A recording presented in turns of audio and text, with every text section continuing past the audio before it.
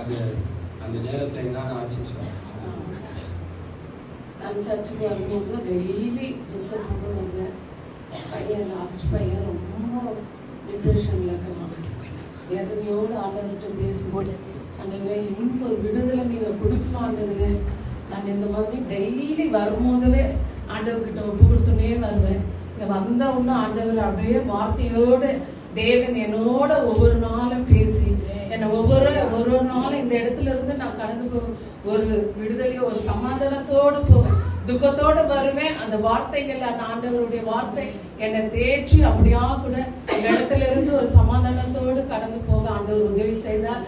நேற்றைய தினத்துல evening prayer attend பண்ணும் போது எல்லாரும் மேரி சிஸ்டர் எல்லா ஆவியில நிரம்பி அப்படியே நான் அப்படியே உட்கார்ந்தேன். தேவன் தாமே அப்படியா கூட அபரிவிதமான ஒரு திரும்ப காமிச்சாரு.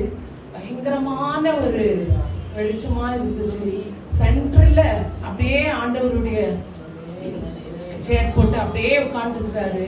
ஆண்டவர் அந்த வெளிச்சத்தை நான் எங்கேயுமே பார்க்கல. கண்ணு அப்படியே எனக்கு அப்படியே புண்ண மாதிரி ஆயிடுச்சு. தேவன் அப்படியே என்னையும் நிரப்பி, என் தேவன் அப்படியா என்னை பலப்படுத்தினார். எனக்கு கை அடிச்சிருந்து